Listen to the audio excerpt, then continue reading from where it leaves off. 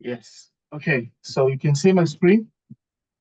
Um, Today we're going deeper into the from where we stopped last time. But before I start today, any questions?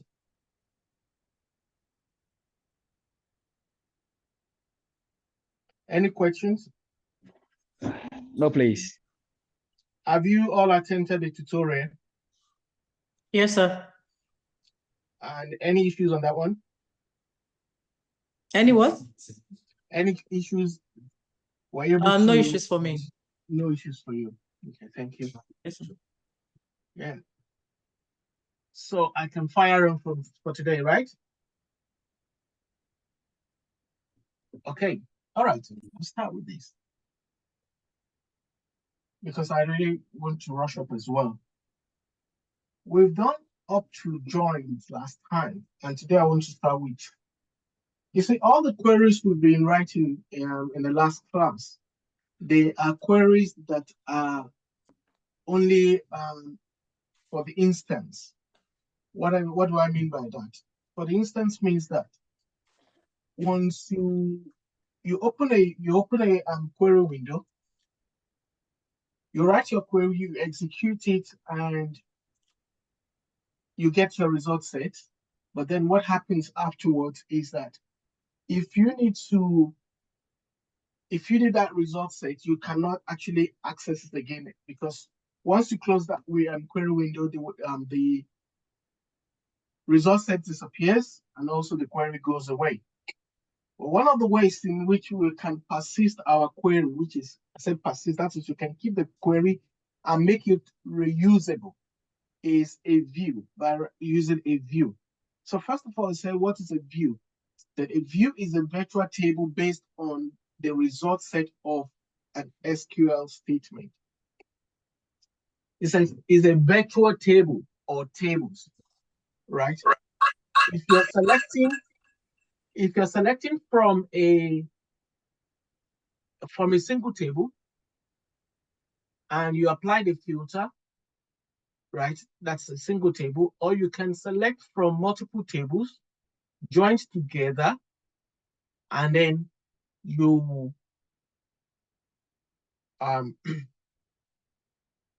so you're bringing in data from one or many tables into your SQL statement. Okay, and then it is reducible. It says it contains rows and columns just like a real table. It's just like a real table. It does not, a view do not hold the data. The data which is in your view are actually not resident in the view because the view is just a SQL statement. Your data still resides in the underlying tables. Okay, your data still resides in the underlying tables. The view, or even when we get to function, do not hold data. They are just SQL statements. Okay, so the fields in a view are fields from one or more real table in the table or tables in the database.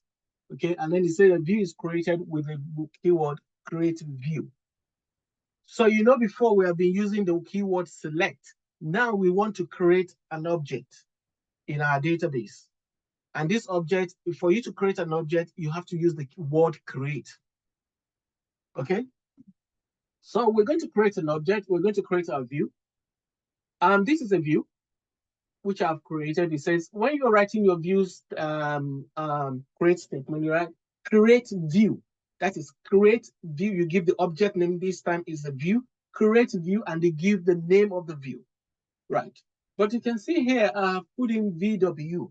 Yes, by standard, because when you create a view, I can give it the same name like a table. I can give it any name whatsoever I want. And then when you create a view and you want to access it in another application, right? You will not know if that object is actually a proper table or a virtual table like a view.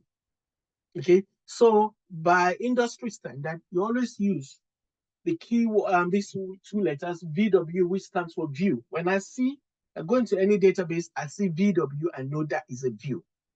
For other objects which you can create, like we have functions, which is different from a view.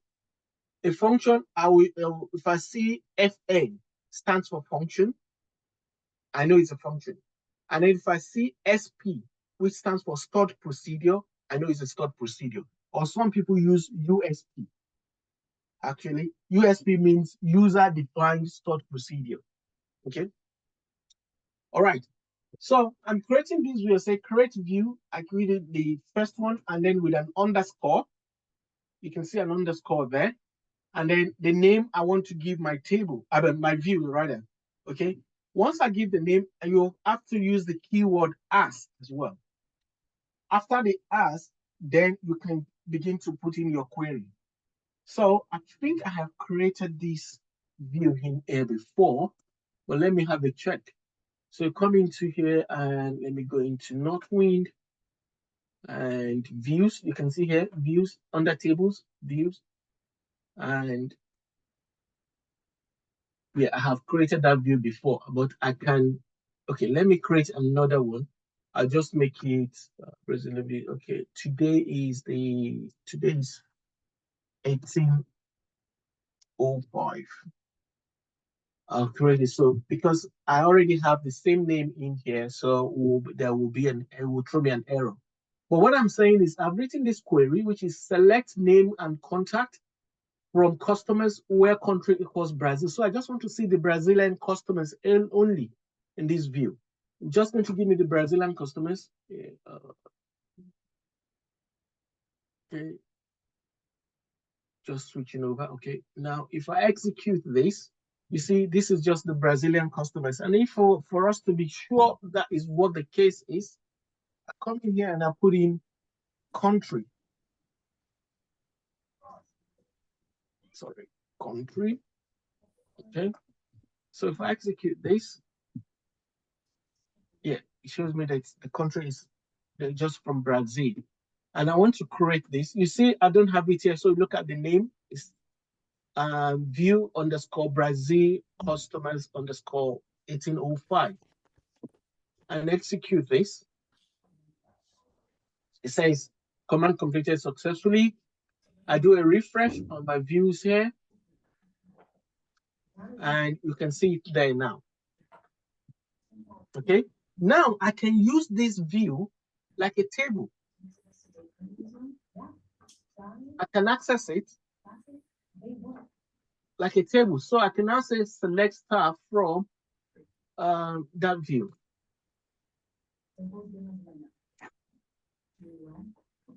Okay, I can do a select star from that view without having to write the query again.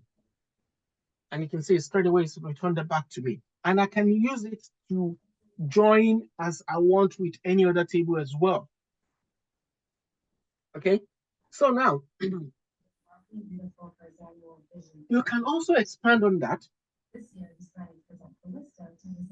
Once you have created a view, and say, for example, you need to make a change or you need to make a modification to that view, the keyword you're going to use now is not create, you'll use the keyword alter. Any object which you create in a database, you create it with a create keyword.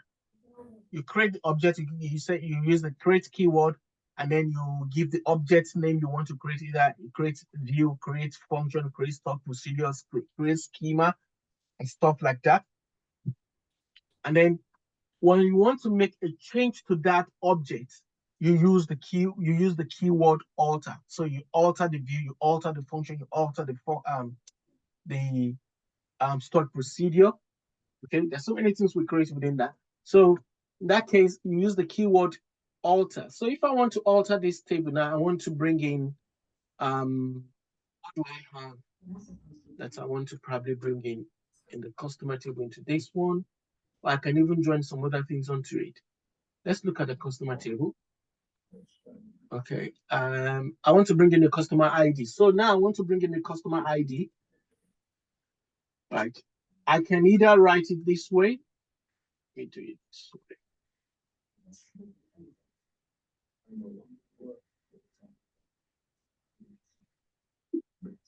I can either do alter here, right? Oh, sorry, I think okay, doesn't matter. I don't need that anymore. Okay, I can either do it this way, alter that table, I'm sorry, view, or sometimes I can show you some shortcut. You see the object which I want to modify, right? Is this view, which is highlighted. I right click, and then it brings up a window like this. Okay, and here you can see I can create new view. I can design, I'm not going into that. And then I can select the top 1,000 rows from that view or table. Okay, and then I can edit, which is, I will show you that later on. And then I have the create this other one, which says script view as. If I want to get this view, you see here, it says create to alter, create or alter, right? And then you can drop, and then you can drop and create, and then you can do some other things here. So I want to rewrite this function and this view. So I come back in here and then I click on, let it open it in another window. Okay. If I want to copy it to clipboard to paste in another window, I can do that as well. So, but let's do this with this new window. It opens up a brand new window and it comes in here. But you can see here straight away, it says it's giving me that I want to what? Alter the view without me needing to go write it out. So I want to alter that and I want to bring in the customer ID in. Can you mute yourself, please? So I want to put in the customer ID here. Okay, so I've made a change to that view.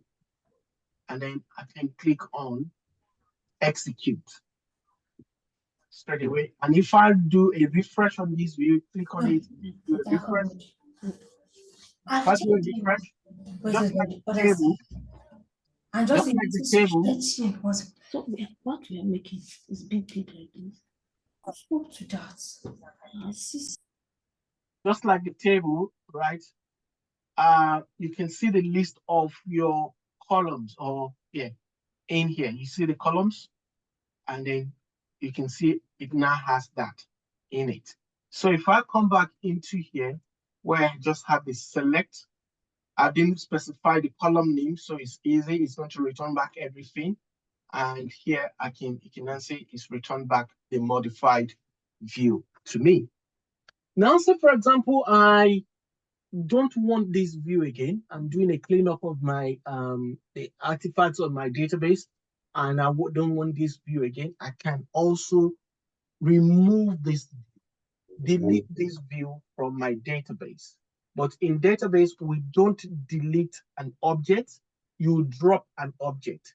What we delete is a structure. Like we can delete a column, we can delete a row, right? But we cannot delete a a view or a function. You drop a function, you drop a view, you drop a stored procedure. Okay, so here it's giving me, I can come in here, I don't want to drop this one, I want to drop the old one. So I can drop this one, and I click here, it says drop view. Okay, it says here drop view, and you notice here, that's the view that I want to drop, and execute. And then I can, if I do a refresh on my views, that should have gone away. You can see it's only this we have here now. We don't have the 3009 anymore. Okay, that is it on a view, on a short. But one other thing which I'm not going into is you can do quite a number of things with your view as well. You can write a view that is very complex. If I look for one or two here which are very complex, and you should also have that in your database, because I shipped that for you. Let's look at this. Let's look at this view. Right click on it, and then you say script, and then I want to see it as a rate. And then you can see here, it's a bit complex. You see there's a join and a second join here as well. So meaning that it's first of all joining to the others table and then again to other details table as well. And that is coming in from my from table, is coming in from the category and also joining to the product. And you can see, yeah, I can rewrite this, which will make it a little bit more simpler. Okay. So you can do that. And then we also have, but the downside of a view compared to a stored procedure is that a view, you cannot, which I'm not going into, but you cannot index a view, which is like you cannot bookmark a view. You cannot bookmark a view, right? And in technical terms, what we call that keyword bookmark is actually what we call indexing. And indexing really is just to put a marker on the data so that when you are doing your search, you can easily, the engine knows, bypasses every other bookmarks that are not required and go straight to the required one and fetch you back your data more quickly. And this is done really, indexing is actually done, is more useful when you have a huge volume of data. Okay, when you have millions of rows of data and stuff like that. Because also just not that indexing also takes some space. And there are two types of indexing as well. So you have the cluster and the non-cluster, but I'm not going into that. I don't want to, that is still, for now, let's just have an idea, know that there is what is called indexing. Okay. All right. So the next one is to go to, here we have what is called programmability. Okay. And this programmability you have, when you expand on it, you have two things in there. That is, I'm going to talk about today. One is the stored procedure, and the other one is a function. Okay. Stored procedure and functions, they're almost the same thing, but there's a little bit of variance between them. One, you can index both of them, but the way you apply or use the two of them varies a little bit. With a function, I can do a select state from a function, but I cannot do a select from a stored procedure. Okay, and what happens with that stored procedure is that a stored procedure, once you have created it and you have called it once, right? What happens in that case is that the stored procedure is cached, that script is cached in memory. And the next time you're going to run it, it comes back to you quickly. That is, if anybody's familiar with programming, it compiles the first time. Okay, that is checked for errors and everything, and then it is ready for you to use in memory. But with a function is not cached into memory. A function is just a little bit like a glorified view. But the difference is that with a function, right? With a function, you can also do a select like you do with a view. Okay, and a function, you can pass in parameters. You see, when I've written this in stored procedure here, right? I have put in my filter in the, sorry, I said stored procedure, I mean to say view. I have put in my filter in the statement. I can bypass, and that means this view can only give me for Brazil. But I can write the same query or statement in as a function and create it as a function and passing parameters, and it's only going to return to me back the variable which are passing into that parameter. Okay, let's look at one. Let me look. There's a function, and then and within the function we have a scalar function and we have the table function. But majority of the time we use the table function because the table function that actually returns to you back a result set like a table. Okay, a scalar function will return back to you, can return back to you just a row, a line, a column, a data value. Okay, so let's look at here. Let's look at this function. We're doing this function for regions. You can see here it says parameters. That means it's got a parameter. No, this hasn't got a parameter. Let me look at this. Has it got parameters? Yes, this has got a parameter. So you can create a function either with parameter or without parameter. And you can also have multiple parameters as well. And you can have conditional parameters as well. Okay, let's look at the first one, which hasn't got parameters.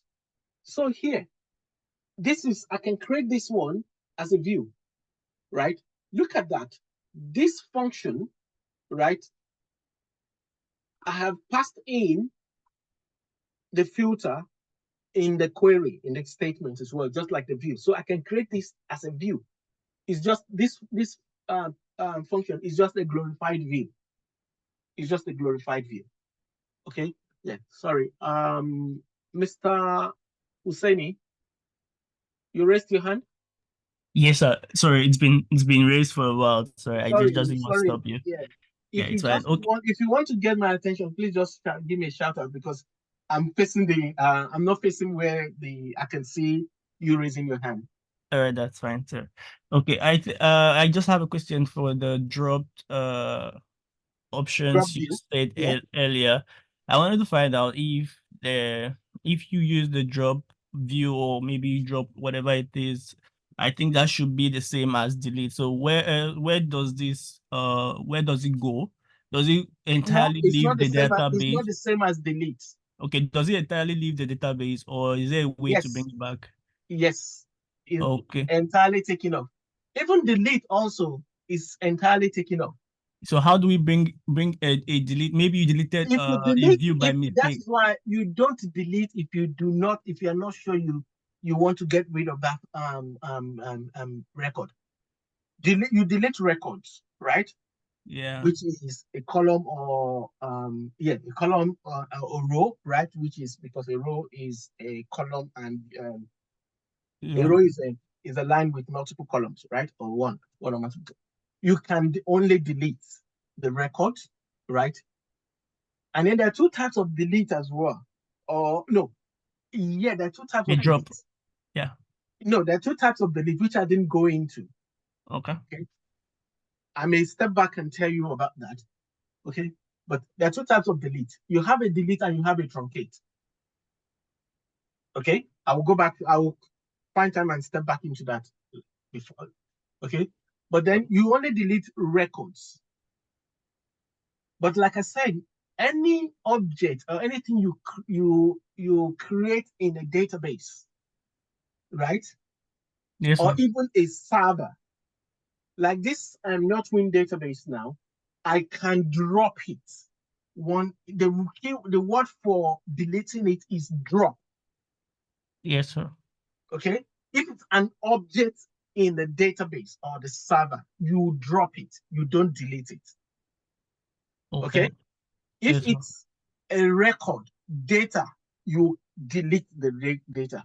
Okay, let me finish this and then I'll go back and explain those ones to you. All right. Thank you very much, sir. I appreciate it. Yeah, another person, Joyce.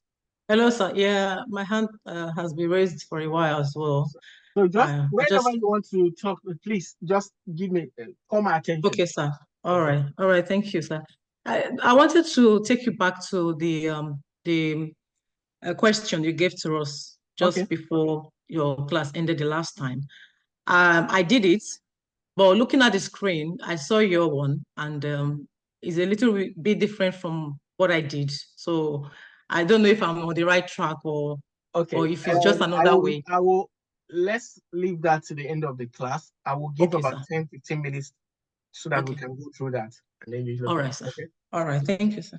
I wanted to do it at the beginning, but when everybody said no questions, that's why I moved on. Okay, yeah. Okay. So this is a glorified view because I've already filtered this data in the statement here. And so this query here, I can write it as a view. Doesn't make any difference. All right. So, and that is why you see here, when I did that, there is no parameters. You see, there is no parameter. But when I come to this second one, you see there is a parameter. This same query, I will now rewrite it in another form. So let's go into that. Execute, modify.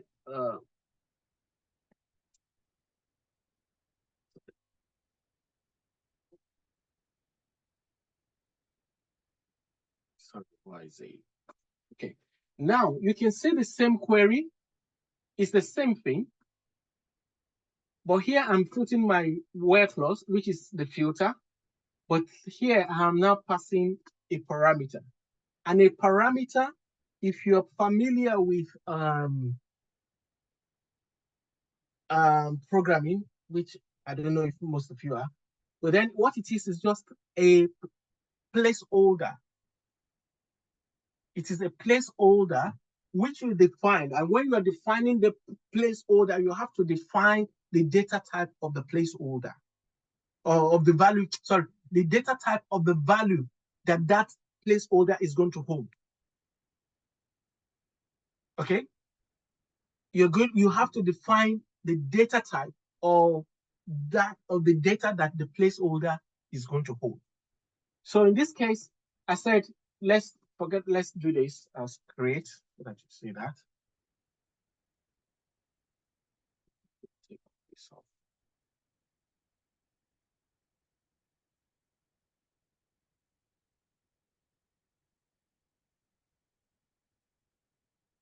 Okay.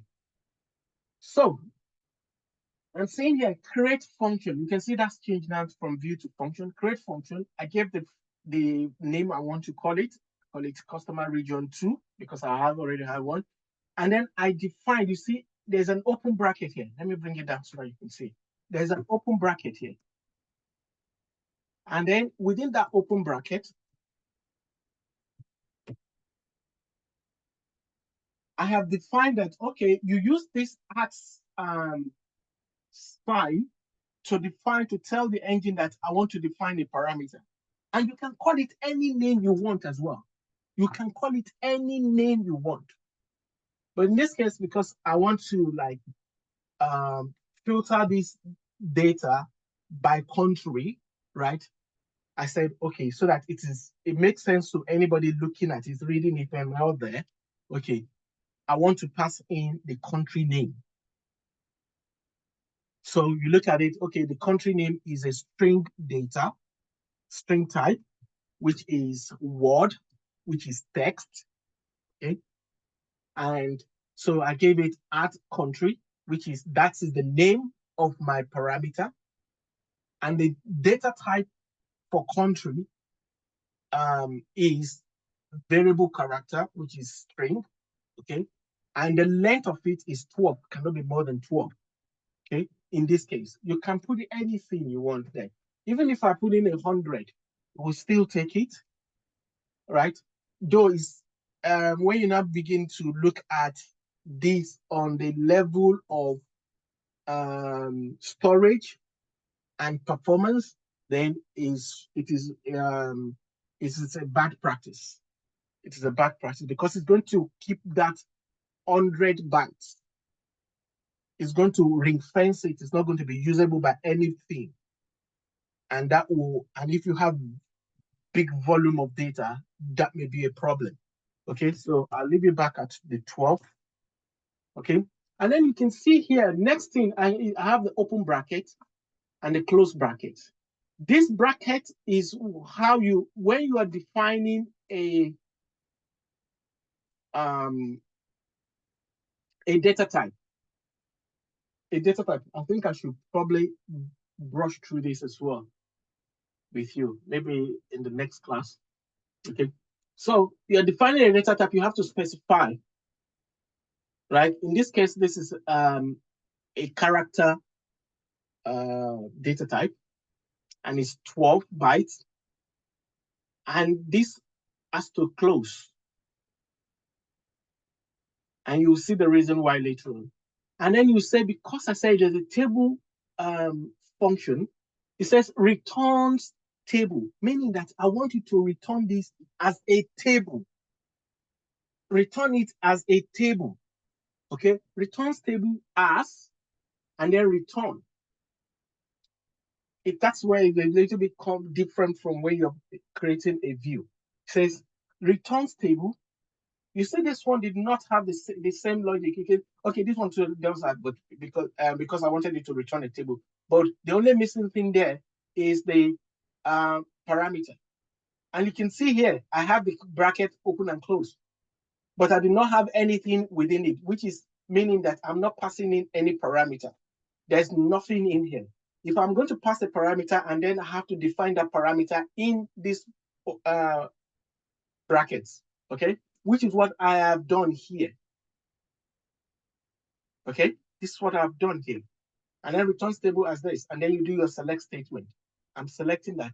And then where this parameter will now come into play in my where clause. Okay. And this parameter is now saying where country equals parameter country. And that is what you have here. That is what you can see here. It's defined here. And then also I can set a default as well. I will do that after this. Okay. I think probably this one has a default. Let me see. No default for this one, but I'll take you through that one as well. So I can pass in a default as well. All right. So now I execute this, it creates this function. Okay, but I can do a select from this function. I'll copy it into, I want to show you this. I copy it onto the clipboard. Okay, and I can come in and paste it in here. And then you can see it's done it for me. The state, the query. So I say select star from that where country is that. So now for me to pass in, I want to see where the country is Brazil.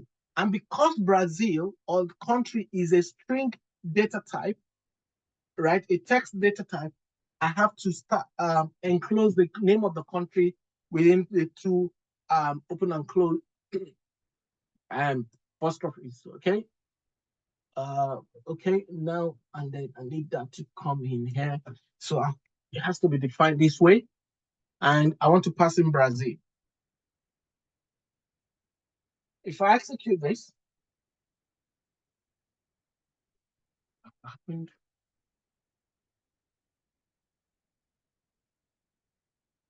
Oh. It's using the rule. Let me recreate it because this is using the Northwind. So let me create this one in. Well, why is it bringing in the Northwind? Should be my old database. Okay. So let me recreate that. So I'm not recreating it. I'm just going to alter that. Alter. Okay, so that is gone through now. And then I can execute that. And then you can see. Okay, so I said I want the column the customer ID, the customer company name, the contract title, the city, and the country. And then I can also pass in different countries. So let's pass in UK now. And it's going to just return back to me UK. And you can see that. And in this case now, what it is that I have one query, one statement, but I can use it multiple times for different purposes. If I want UK customer, if I want Brazil customer, if I want American US customer, I can just pass that in, right? Instead of me having to write each query for each of these ones.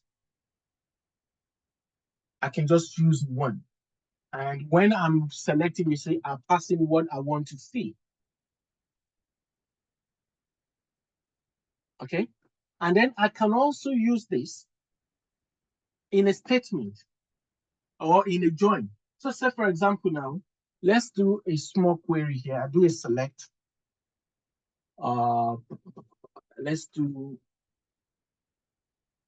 join to, I have this customer ID, that's good. all the details. Okay, let's do C dot customer ID. Customer ID. C dot company name. And then I want the company name to be customer name.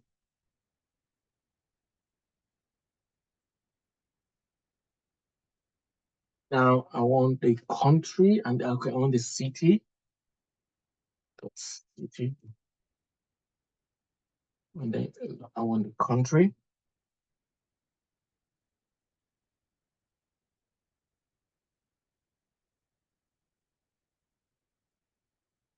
And then I want the O dot order date.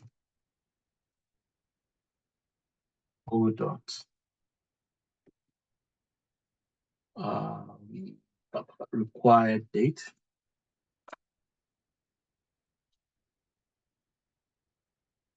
O dot ship date. And then I now want O dot freight. Okay. From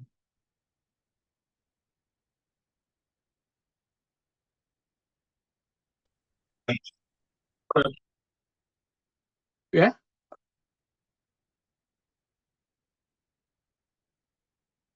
C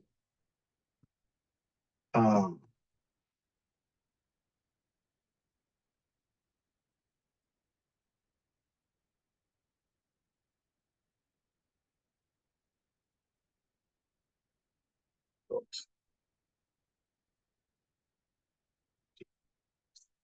C. Okay.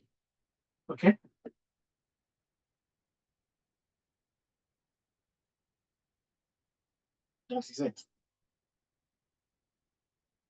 So you can see I can join a function.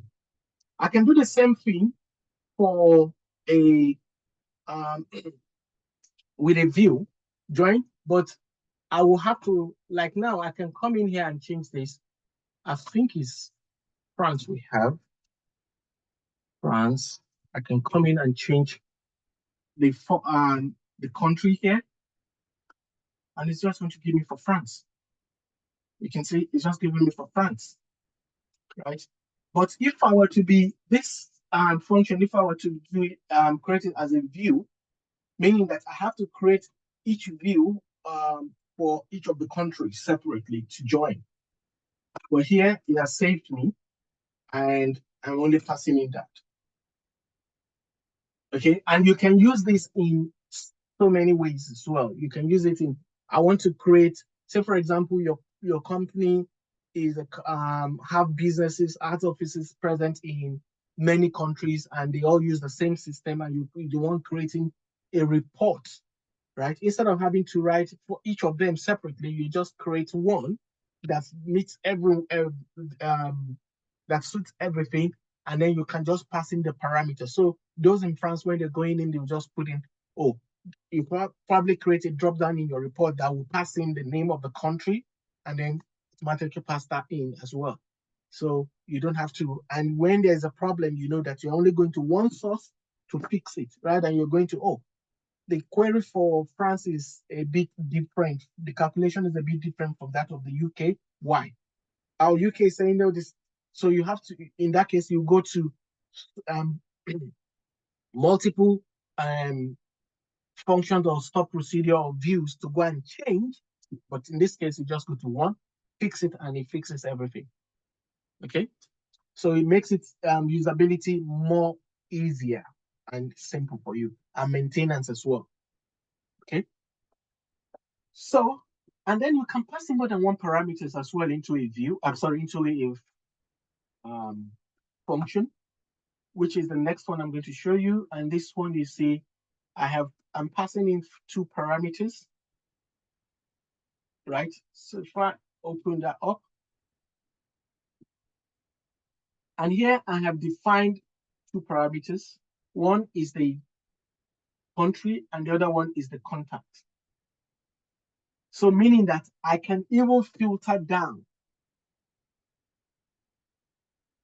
I can filter down. So yes, even within a country, I want to see a particular, let's look for one particular contact.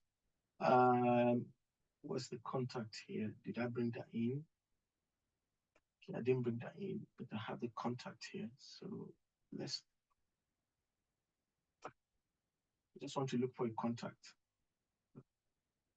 Okay, I know he hasn't made any transactions. Let's bring this person, and that is from, okay, let's bring the UK one. Okay. So if I execute this, let me put this in here, okay. And then I write a select statement to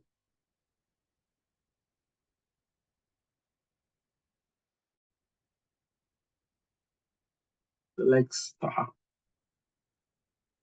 from this, and then I pass in separated by comma, because you can see here, when we created that, they separated by comma rather, then because both are strings, and here is UK, and you have to follow the order as well. Country is first and contact is next. You don't put contact in here and country in here. No, you have to follow the order of the which the parameter occurred. Okay, so I want to bring this one in. Okay, and then I execute on that one. Oh, and I know it's the wash. Okay.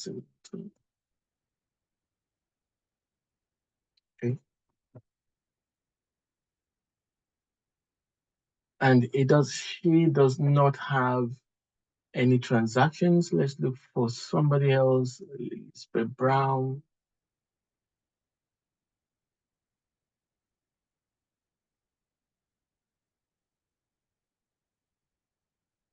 Does not have either. Okay, let's use, I did one earlier, which is, yeah, UK. Let's do this. Find the contact here. Okay, I'm doing it so next time. Yeah, okay, that's good.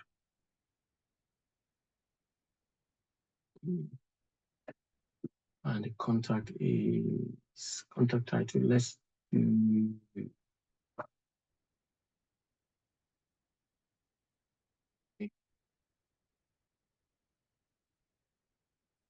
And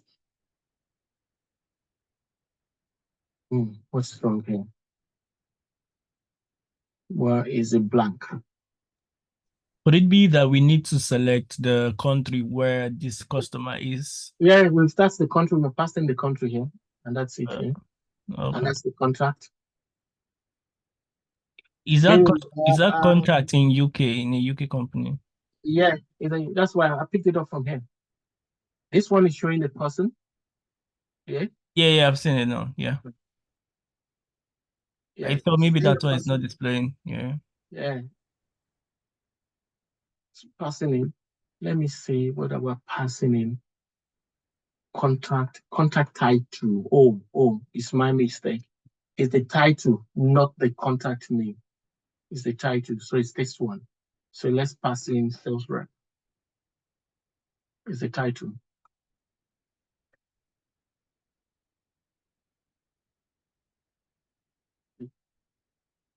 Yeah, it's the title that we should pass in. So you can see. And if I want to see, I think I have the king as well.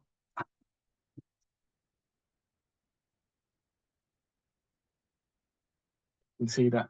So, okay. So you can see passing in more than one parameter. Okay. Now let's use this one. I want to copy this and create another function rather. and I want to create one that will have a default. So I want to make this one. I'll just put it dev. Okay, let's see, and then change that to create. Okay, and here, and then I put in the keyword default equals UK.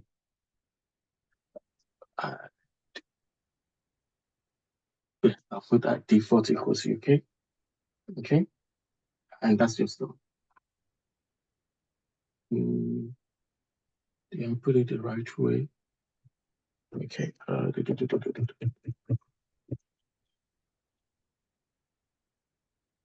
Yeah. If I don't put the default, put in that equals UK. Okay. So meaning that I've put this one, as default UK. Let me do so I can understand. What do I have to put in here? I want to put in here sales rep here. Okay. Or let me even put king. So it's king. Okay, and let me modify that. So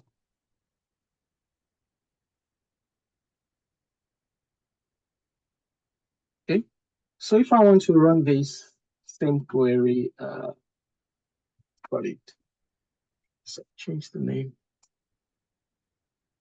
and I come in here, I take this one out, right? I didn't pass anything because I already have a default.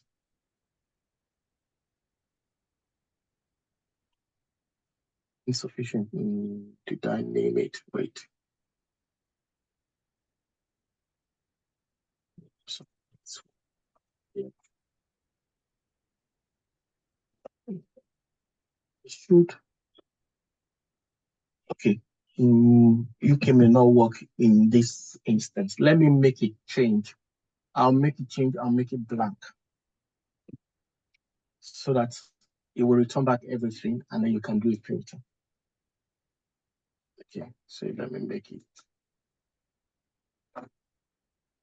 Okay. So now what this means is that it's a blank.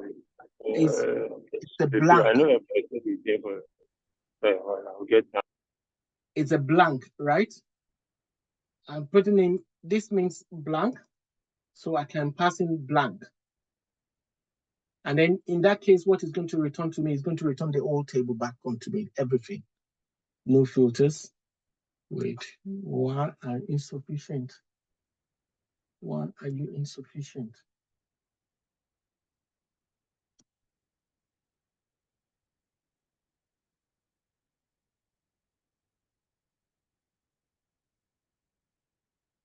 Okay.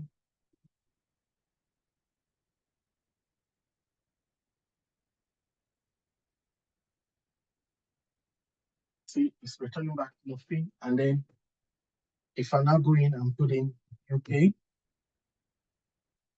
and ink, and then it's going to return back to me that. And then I can put in any parameters in here. So you'd use this. Say, for example, you are not sure what is going to be the structure. You can put in a default, and then you can override the default. I will have just done the overriding of the default here, which I've just done here, but then I will have put in a particular default here, but it wants me to change the script, which I'm just not ready to do, now. Sorry, 1 second. Yeah, hello? Hello?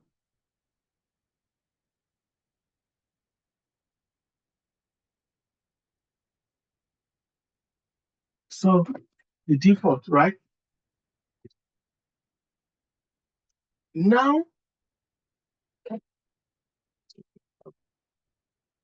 so you can pass into all these bits into your function. Let's look at the scalar one as well. Oh, I don't have any scalar. Let me see if I have in any other. Did I create a scalar one? I don't think I have a function in this place. No, I don't. Yeah. Oh, great. Normally, most of the time you use a table function because you want to get a result set back. But the scalar one, you're only getting I want to show you. I don't have any here. Okay. I'll put it on my notes. I'll probably come back to it. Okay. Okay, now let's look at a stored procedure. Please ask me questions as we go on. The difference between a stored procedure and a function is that a stored procedure can contain a function, it can contain a view, everything merged together, and it is all compiled. That is, it is debugged and everything, and it's always ready for you to use. But the difference is that a stored procedure, you cannot do a select from it. You cannot do a select from it. And you can pass in quite a number of things onto, you can pass in parameters onto the stored procedure as well. I think this one too is got you see, it's got parameter as well. So let's look at that.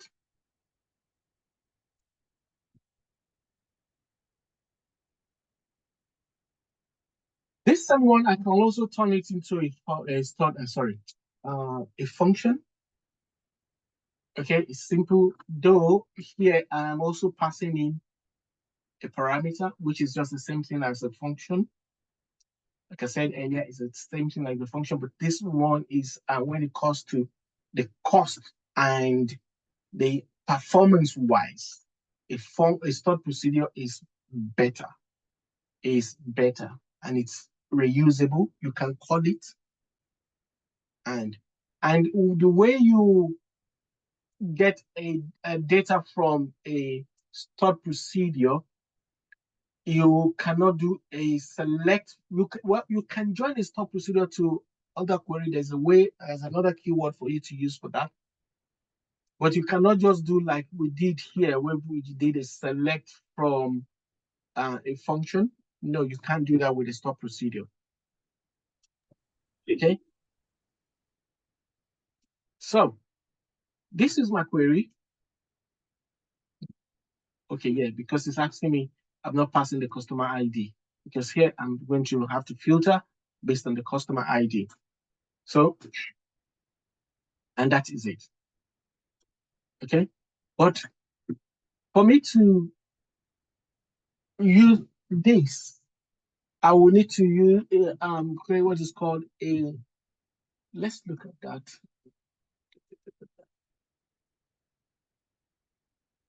What is it we're getting from here? Okay, oops. It's separated out. Start.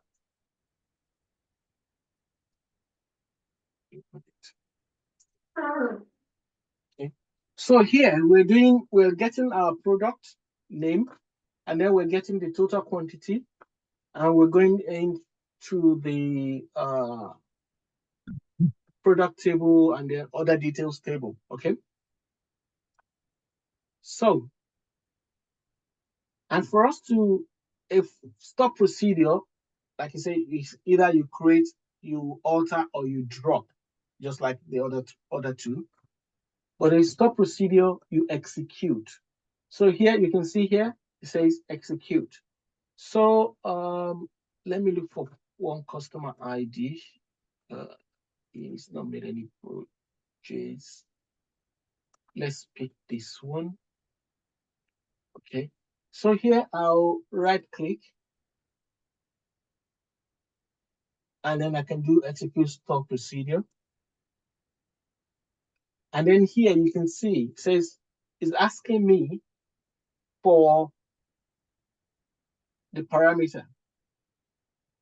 And then I can put my parameter here. I will show you another way.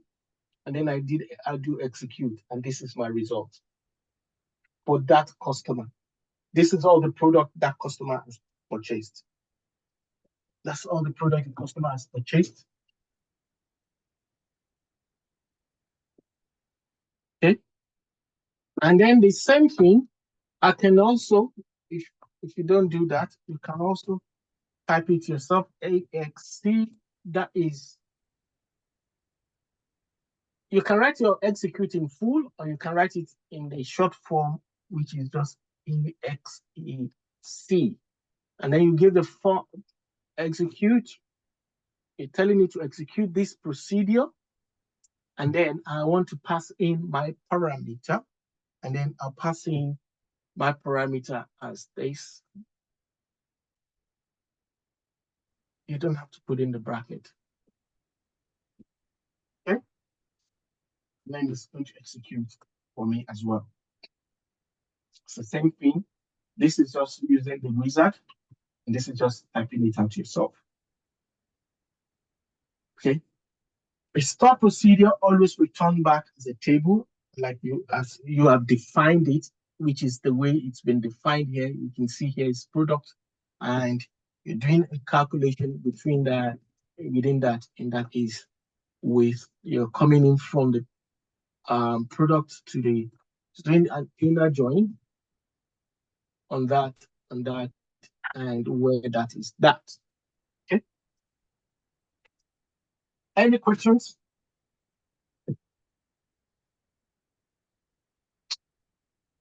We will be creating a view, and you will be creating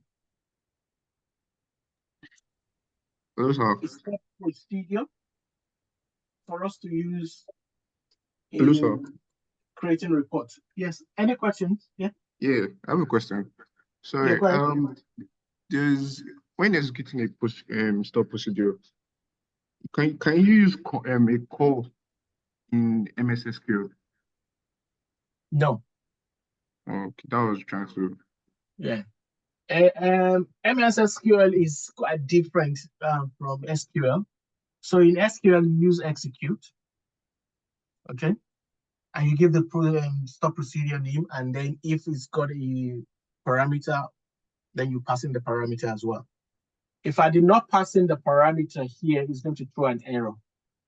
For example, I take that out and I execute that way.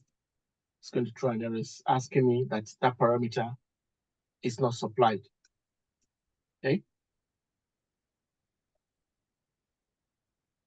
And when you are using a function, sorry, stop procedure in a SQL statement, you cannot do, like I said, you cannot do a select from that, but you can use it, which is, let me see if I can apply it in here. I have one that's it right. Okay, let's this one, this one.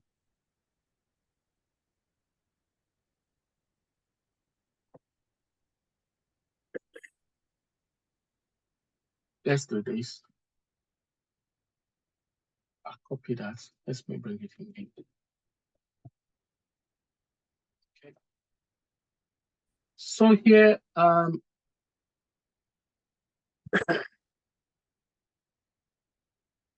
passing this. Let me put this as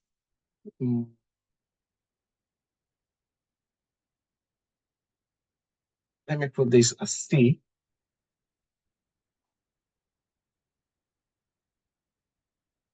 And I'm taking it from that function. I'm taking it from this function.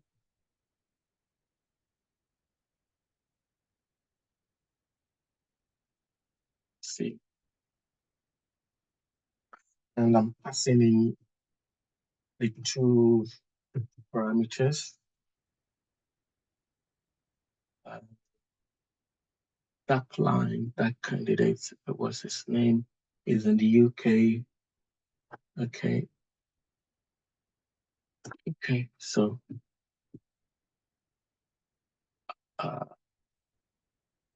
my contract is UK, and is it sales rep? Okay, sales representative.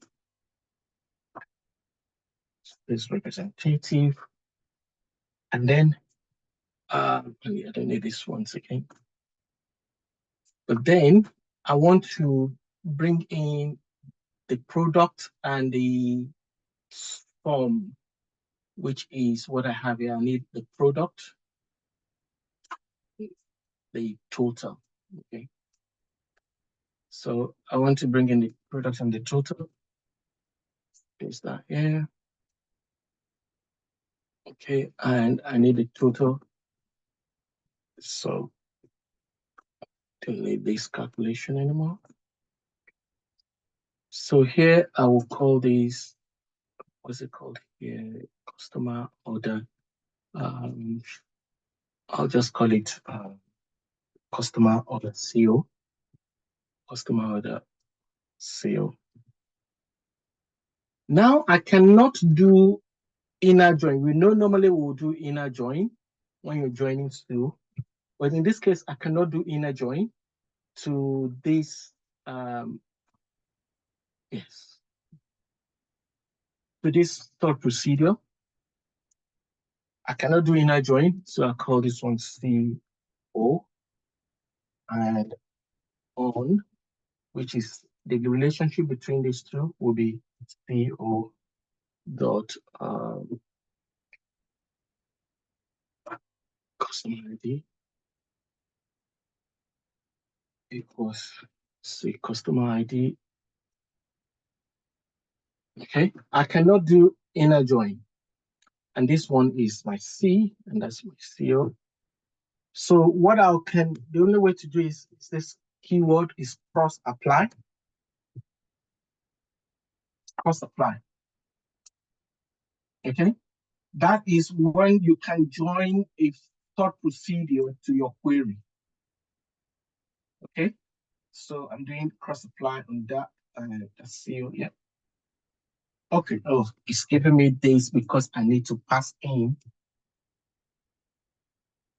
No,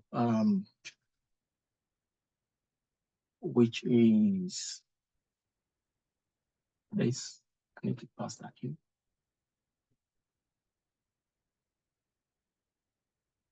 Okay. Yeah. Let's see if I'm not going to get an error here. It's going to throw me an error. Okay.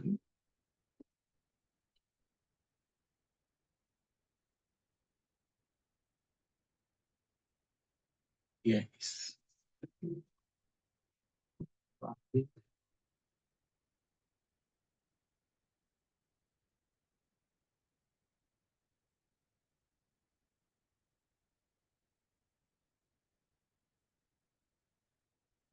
Doesn't want that line. You cross apply. Let's see. I need to put on them. No, it won't recognize this. I've overcomplicated it really, but let me see if I can work it out. Faster, faster in.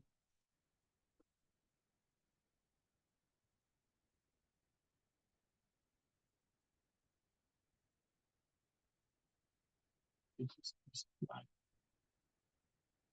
not seeing this. I need to pass this in.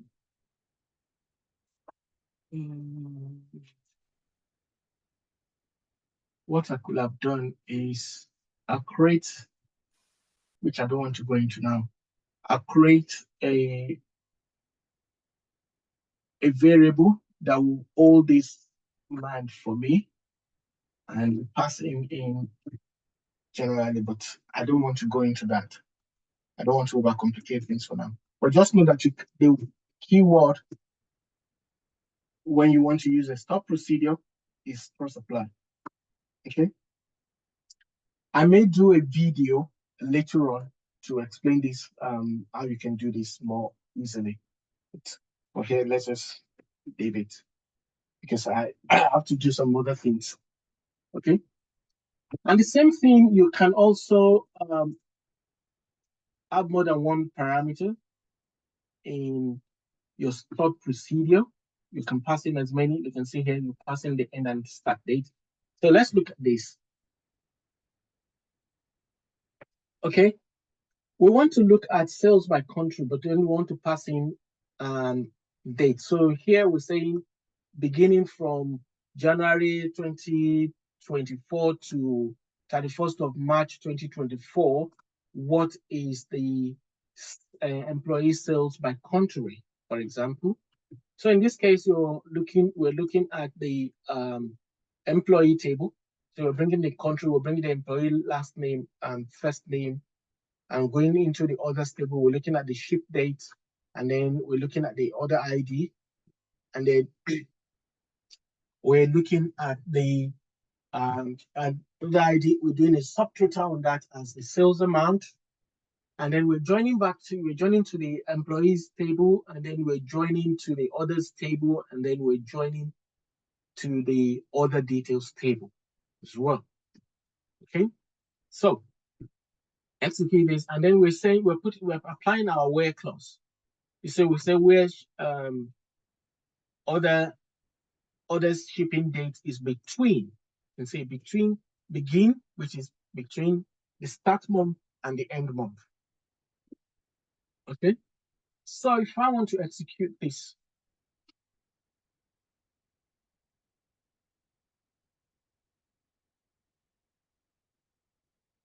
I say execute. I give the name, and then I want to pass in my start and end date. I know this data is from 1996 to 1999. So let's do, I need to see the date format. Let's look at our date format in one of my tables. Because if you don't pass in the date in the right manner, it's going to throw me an error. So it's the year, the month, and the day. Okay, the year, the month, and the day. So I need 1998-01-01. That is the 1st of January 1998 to the 1998 to, let's do to the 1st of March. 0331. Okay, so that's what we're doing here. We're looking at the first quarter of 1998. And that is what we have. And if you can see here, the shipping date will be within that range. Shipping date will be within that range. See, up to the 31st of March. I think this is, yeah. 1st of January is a bank holiday, so nothing there. So you see. Any questions?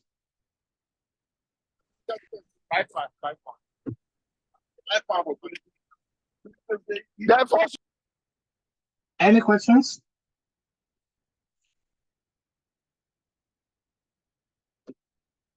Okay, I will want to do, which I have already created, but I want to go through this with you. And that is what we're going to be using for our Power BI in my next class. And if I can begin Power BI today, I would love that. I'm not too sure.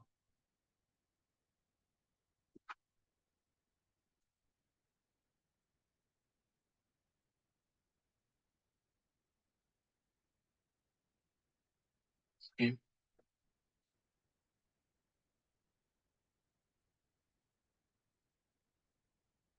Okay. I want to do something which this just came to my mind. I want to do something. You see, we've been dealing with data which is already in situ, which is the data that is already in your database, in your tables, okay? Like in this case, we're using Northwind. But then there, as a data engineer, as a data analyst, sometimes you may have received data coming in other different formats that are not in your database, and you needed to bring this data into your database for you to use, not just you, or for others as well. Like in my company, we have what we call we created another database because we get some data, some business definition, different business data from third party. So this is not in our database, but we need this data to enrich our own business data so that we can create insight that will actually reflect the true nature of our business for the decision makers to make an informed decision. So in that case, how do I get that? They send this data, some send it as a CSV, some send it as a text file, some send it as an Excel file, okay? If you're familiar with Excel, you know sometimes you see a file which looks like Excel, but apparently that file is not Excel. It's actually sometimes a CSV. So you always need to check the extension of that file. If you see a file, Excel, it looks Excel, and you see a .csv, right? It's not an Excel file. It is a CSV, and CSV stands for comma separated values. That's what CSV stands for. CSV, comma separated value. And then you can see Excel files. You can either see Excel files XLS, or you can see Excel file. The newer generation is XLXS, right? SX, I think it's SX. That's the newest version of Excel. Okay. So, and they're different. You can even see some that will be coming as templates. All right. So what I want to take now is you can also create your own database. I want to do that now. You create your database, a blank database, and you can also create your tables and load data into it. There's so many ways. Part of what Jada is teaching is ingesting with using Python to PySpark.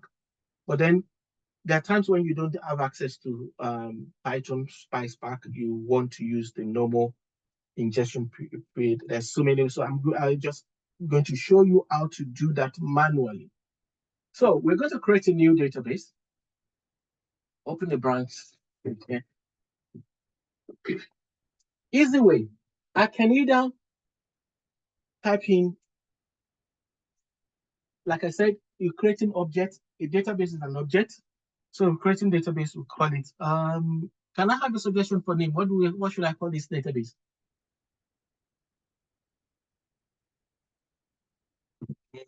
The file I want to load in, which I'm going to share with you.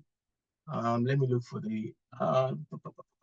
Let's use this one. I have an inventory management file, which I will share with you. So I have. Let me show you the file. And let me bring it to 4. Okay, can you see? This is coming Excel. And if I want to know what the format for this file, I can come in here and then I can, let me just do that. Where's my properties? Okay, that's the name of my file. I want to find out, I just to find out, okay, you can see this is an Excel file. So it's an Excel file, you can see that from here. Okay, so it's an Excel file and it's got columns and rows. So I've got one which is the first worksheet is the first is sales data, and the other one is the inventory. That's the sales, that's the sales, and is the inventory. So those are the two things. Okay. So I will create it as inventory, create database. You give it, you have to specify create database, and the name is going to be inventory.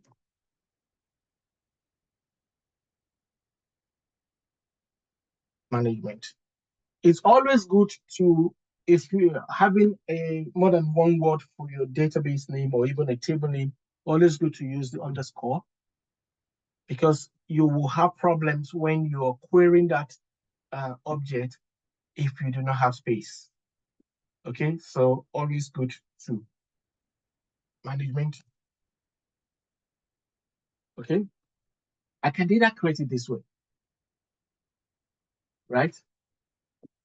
And go ahead. But for me, normally I will just, it's easy for me because there's some other one or two things which I need to, and I don't need to worry about the knowing the script. So what I do is I just come here, right click. You see here on you click on databases, right click, and then you see new database, and then it opens up a window, and then I can now give the name. It says database name. I want to call it inventory.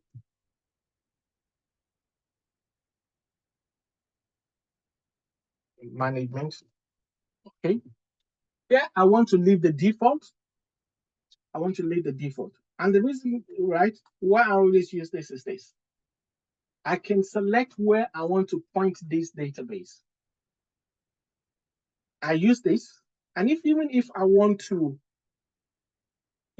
create a script, for me, instead of me having to memorize or learn the script for this, I come in, I use the wizard, generate it, and then I can now go and modify the script the way I want.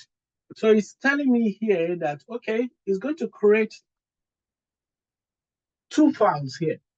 So each database has got two files, at least two files, right? The first one, you can see here, it says, that's the first one, and it says rows. It says primary. That is your main file.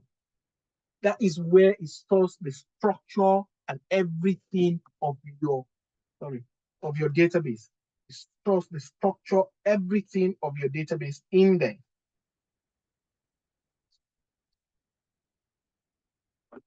Okay. And the next one is the same name, but it's got an underscore log. Okay. This log is every transaction you perform on this database. This is where it is written to. Every transaction, like everything that I've been doing in my database earlier, is written into the log file. So if there is an error, say you're running a query and everything, and it throws an error, you don't know, you go back, you can go to the log file and go and see what is the message in there. Why are you having that? And the log file, if I come in here, let me go back in here. I'll show you where it is. And here, come in here, C drive, you go to programs, and then I go to my SQL server, and then, excuse me, and that's my SQL. Yeah. That's my SQL server, and then I come in here, and you can see here, that is where my log file is. Yes, I need permission, but I can go ahead and open it. And everything, you can see when there's error, everything, this is where it is written to. Today, let's see what I've done today. Today is the 17th, no, it's not, 18th. You see, I've got error today.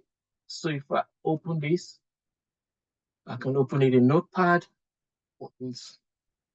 And then, yeah, that is what I have done today. and I can come in here and say, where's my find? I can type in error and then click on tap and it's tap. You see, it will begin to tell me where I have errors. So, and here it's telling me it's error log. There's something like the registry startup members. So something is wrong here. It says the information message, no user information required. You say, so this is a lot. And sometimes when your company have a support agreement with Microsoft, they will tell you, send you in your log file. This is where you see, you can see all this. It's telling me the databases. You see, here, you can see. Okay. So that is just, by the way, just to tell you, okay? So, yeah, this is, so that is the log file. That is where that is going to be going. And here, it says here, it says, it's starting with, you know, when I was telling you about the SQL Server need 8 gig RAM, right? So here, part of it is telling me that this database is going to need at least minimum size of 8 megabytes. That is the minimum size. And it is grow. So you can see here, it says auto grow and roll by 64 megabytes and is unlimited. I can change that if I want. I can change that, but don't worry about that for now. Just, okay. And then it's telling me the path where I took you earlier. So this is where that is. You see my C drive, my program file, Microsoft 16 and blah, blah, and that.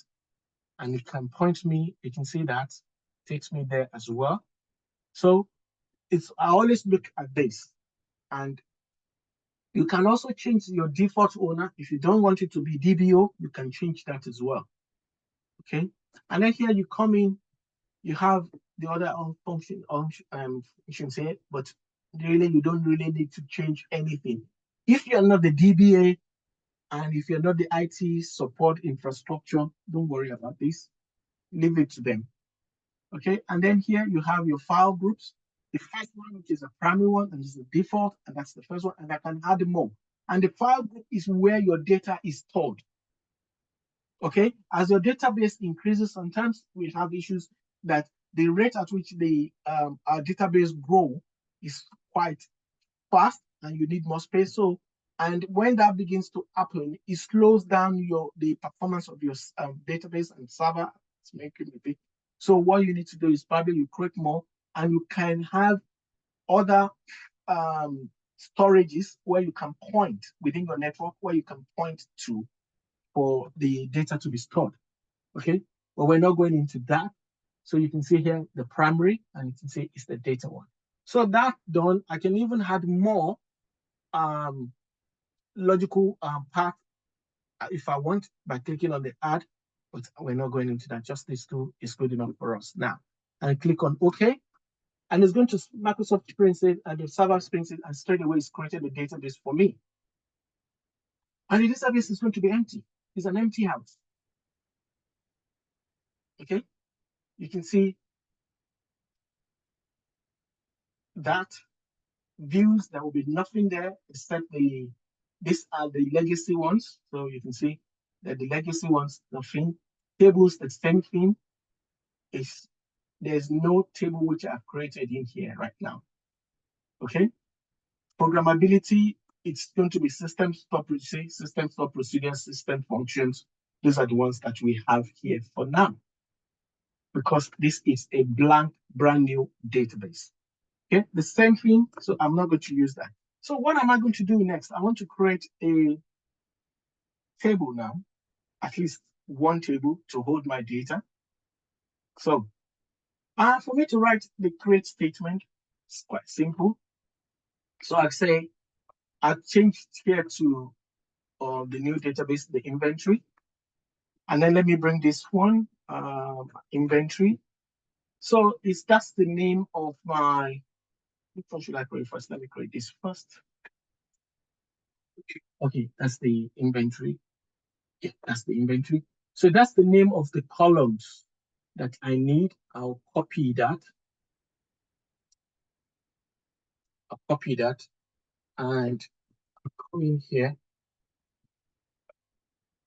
and those are the names, and I'll just want to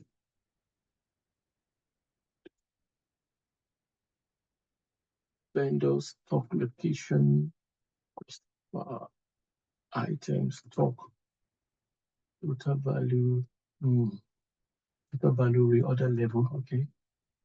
Days per reorder, chain quantity, item, reorder quantity, sales price, item, discontinued, yes or no. Okay, so these are the columns in that table that will be in that table. What I'll first of all do is, let me bring that in. I'll minimize it a little bit so that we can see. So this one is a text column. This is a date column. This is a text column. Majority of them are text. This is a numeric column.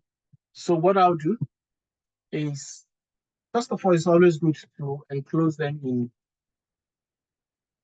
square brackets.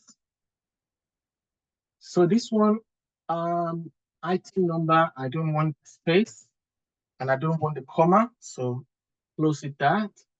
Date of, I don't want space. Date of last order, I don't want space. Item name, I don't want space.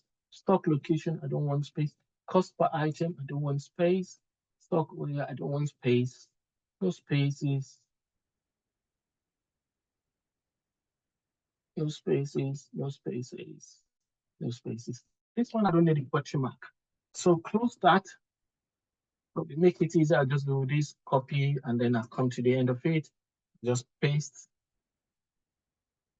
Control V, Control V, Control V, Control V, Control V, Control V, Control V, Control V, Control V, Control V. So I have the list of columns. Okay, so I know that my item number is text, so I want to define the data type for this. I want to define the data type for this. So I will use varchar, which is variable character, varchar. And let me have a look. And 1, 2, 3, 4, 5, 6, 7, 8. So to be on the safe side, I'll do a 10. Okay. And then one other thing which I have to bear in mind is, let me do a filter. I want to see if I have, this is my filter.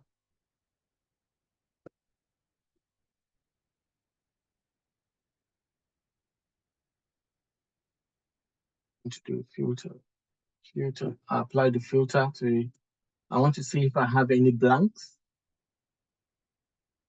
Okay, let me see what the blank is.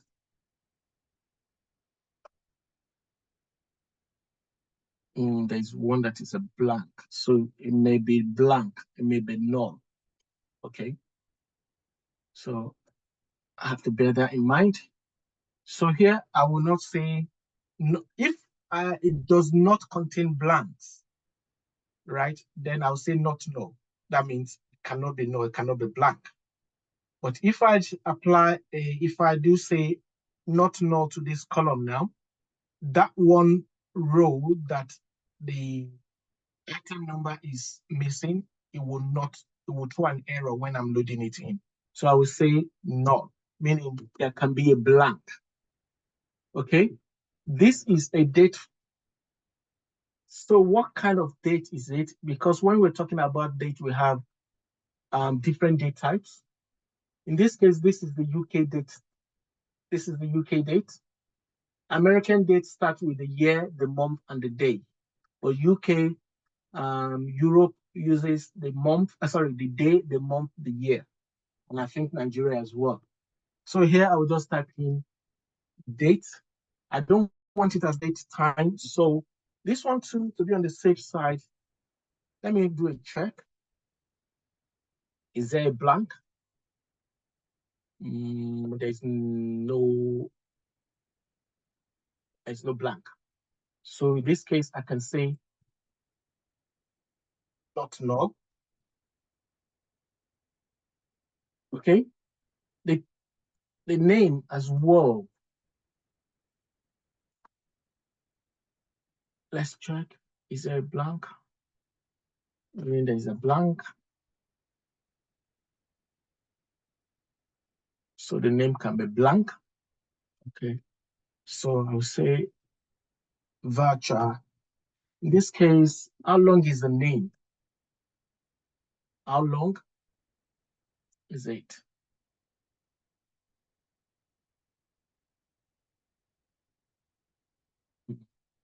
Got a long name. So to be on the safe side, I will make it 100. And then I'll say null. It's nullable. The vendor, to be on the safe side too, the vendor will just do the same thing for this. For now, just for the purpose of this class.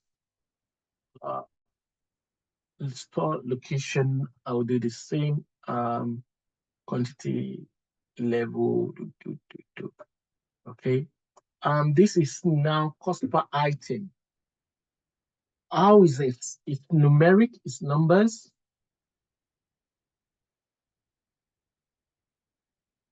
It's numbers. This one, I'll reduce it to 50. Store location, I will reduce this to 20 or 25. This one is all numbers. So it's all numbers on this. So it's not decimal. Quantity is not decimal either. Total value is a decimal.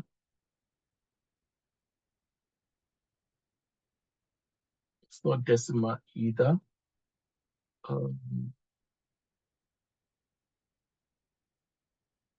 The only one that is decimal is the price. Okay. Okay.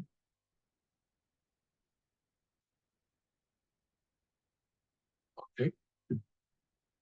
So this one's, which I'm going to teach you next week, the data types. So in this one, I will use big int. I'll say nullable as well. I will use the same thing for this total value because I've looked at those reorder level, big int, reorder dates. I can use just int. Reorder quantity. Quantity, yeah, is still good with int. All of them are still good with int. Okay, this one now is now going to be my decimal, and I want it. I'll say standard is 18, and then 2 decimal places. 2 decimal places, and then I'll say null as well. And this one is going to be varchar because I know it's a yes no. Though there's a way to do yes no, I can use bit, which is 0 is no, 1 is yes. But in this case, I'll just use this one varchar because I'm importing it from a spreadsheet. So I'll say varchar. Let's give it 5 at the maximum. And then I'll say nullable as well. Okay, so this one I said I was going to reduce. I'll make this one 50. And then I'll make this one, let me make this one 30. Okay, so what I'm doing here, I'm saying create, sorry.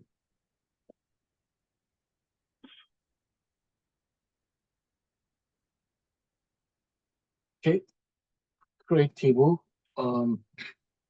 Sorry, this is a bit create table. And that's the name of my table.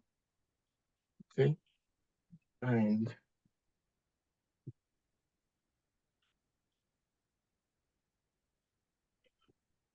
I open my bracket.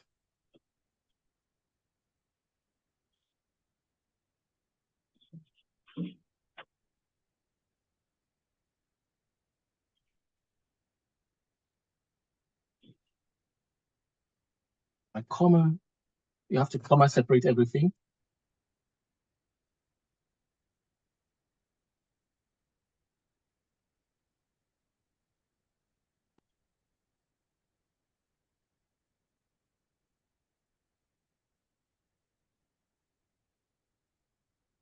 Okay. Then here, I want a primary key. Okay. So I can come in here and say constraint, and I'll give the PK underscore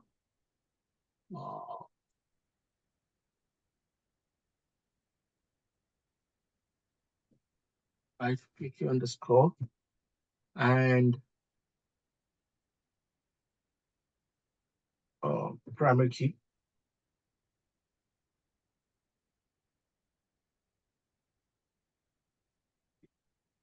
And my primary key is this.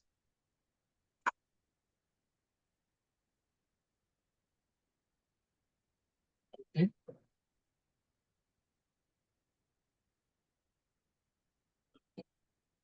Wrong. There's something I'm doing wrong.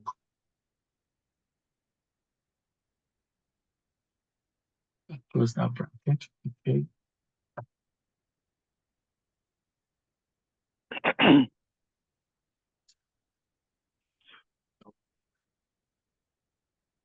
What did I do wrong? Constraint PK, yes. That's my identity. Let me steal code. You see, when we steal, you don't have to know everything. That's another thing. So for me to find out what I've done wrong, come in here, create. Find out what I've done wrong now. Constraint, yeah, primary, yeah, that's a cluster, so I'm right. Constraint, yeah, I'm right. Yeah, I'm passing that in. Constraint, primary key, yeah, primary key. This is cluster, I'm not doing cluster, and I'm passing that in, yeah. So the same thing which I've written there. Close my bracket.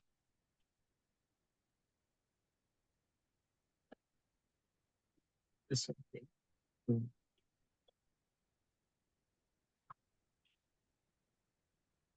You see, cannot define constraint or nullable. Oh, yes, I know why. So I cannot use this as my primary key. And the reason is because there's a null there. So if I'm not going to, okay, what I can do to take care of that is I will say not null, but then I will now define a default. And my default will be -1. Okay. So when it goes to, you see the last one, Okay. that is null, that is blank, when it gets to that, it's going to put -1 in there. It's going to put the -1 in there. Okay, so that is why it says put in a default. If the value is missing, put in a default. Even here, so if I want to make everything not null, I can put in a default, which I think I would do. Let's do it for everything. So I'll put in a default for last day order. If there is a missing value, then you find a -1 there. There's a missing value, you find a -1. But because this is string, I can put in a string in a, I can put int in a string. So the last date of order, if that is missing, then I will put in a 2020 209901. So puts that in as a replacement for that name instead of that, it will be unknown. Will be unknown. Will be unknown. If it's missing for vendor as well, will be unknown. It's unknown. Stock location is unknown as well. This one, I'll come back to these ones, and then it will be unknown. No, sorry, it should be unknown. You can put in anything as your default want. Location.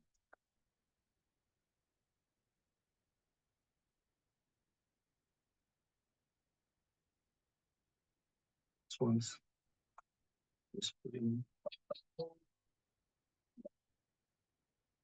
Just give me 1 sec.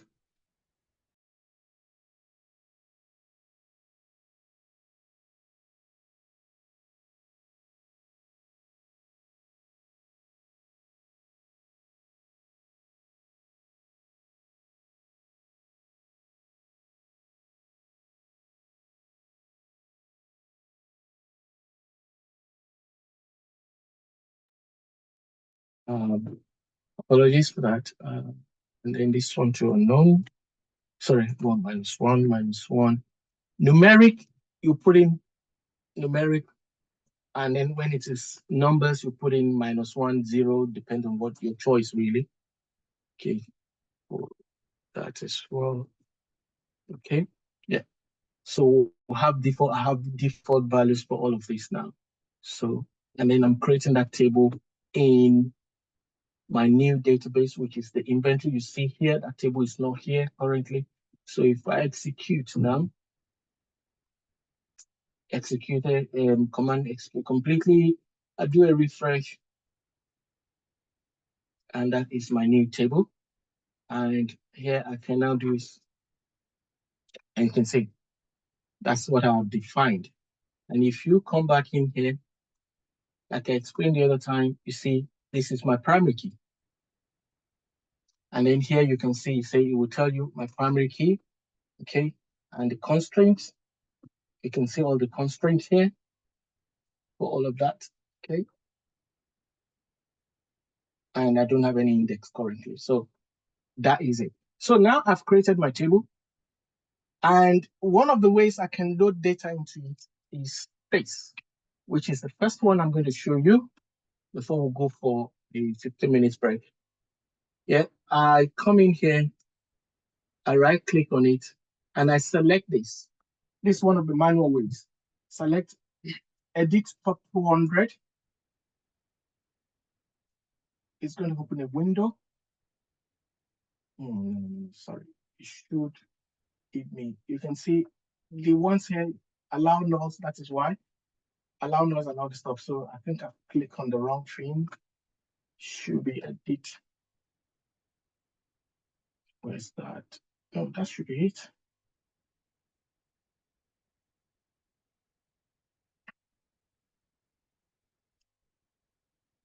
Yeah, it's going to give me this. You see all nulls. There's no data in them. So what I can do then, I come into that spreadsheet and I don't need the header. I'll select from row number 2. Select it down to where I want. I think this has got just 60 rows. Right click, copy. I've copied that. And then I come in here, I select it that everything is highlighted, and then I do a right click and then I do a paste. Take a few minutes, depending on the volume of data is writing. You see straight away, it's putting everything into it. And you can see I've got some blanks. You see that blank is allowed it in. It's putting minus. You should have put in -1, but it's allowed it. So 70, why is it 70? Is this one 70? Okay, yes, 71. Yes, so that's right. So you see it's loaded everything into here. And then now I can come in which is the same thing I can do is select star, which is start. Okay. So now I have the data in here. And then I can play around with it. I can use it. I don't have to worry about the Excel file anymore. The data is here and it's stored forever until you delete it or you scrap the database or the server, as case may be. Hello, sir. Sorry, sir. Okay. Will the Excel file be shared to us? Yes, I'll share the Excel. Yeah. All right, thank you, sir. Okay. So another way, which I'll quickly do, in that one, you don't have to go through all this process. You don't have to. Let me see. I have to get the Excel file. Where did I save it? Let me save a copy on my desktop.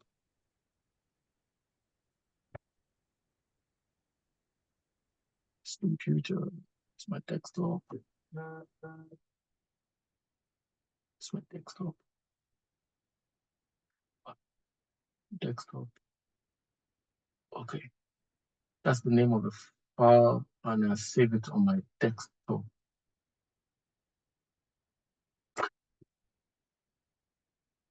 Okay, so it's on my desktop now. Okay, so for me to load, let's load the second one in a different manner, though. Okay, so here I'll come in here.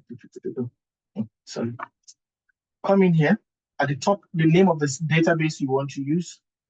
Right click on it. You see tax, right? And then scroll down, you see import data. There are three types there. Import flat file, import data, export data, and then copy database. But the one we want is import data. Select import data. And then you see, say, welcome to SQL import and export wizard. Click on next. It's asking for the source. So this time, because I know it's Excel, I come into here and then I select Excel. You select the file type. And then it says, where is that file? Click on browse. And I want to navigate to my desktop. And that is what I want. And then I click on OK. Yes. Okay. Because I have it opened, let me close it. Close it.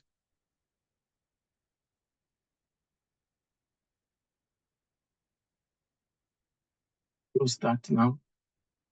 So I'll go back and start all over. What data? Next. It's Excel. Desktop. That's the file. Select it. You see now it's changed. It says it's Excel 2027. The fourth row is the header. So you say, yeah, look that. Oh, you see, this is always the problem. It's requesting for additional software to be downloaded, which is the AD and the OLADB. So what I can do to circumvent that is I will change the format from Excel to CSV. CSV should be fine, or I change it even to text file. But one thing with CSV is that when you change Excel to CSV, what happens is that CSV cannot have multiple worksheets within a workbook. So if you, like I have two worksheets in this one, it's going to ask me to delete one of them, or it's going to first tell me that, okay, the current one which I have, the one in focus, will be the one that it is going to keep. It's going to delete the other worksheet, okay, which is acceptable. So you have to create it separate. You have to create that separately. But if you have the extension which this require, Excel will not do that. Excel will just open it for you and go ahead. Okay. It's 2 o'clock now, and I want to stop here. And the reason I want to stop here for us to have 15 minutes break is because of the upload of the video. It's always too big when we leave it for the whole length of time. So I'm going to stop here and then we'll come back in 15 minutes time and then we'll continue from there. Okay? So let's take 15 minutes break. Thank you.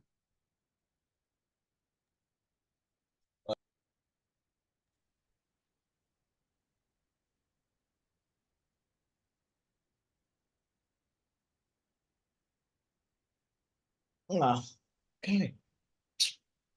See, now I don't scatter you to the inside here. This boy, I'll beat you.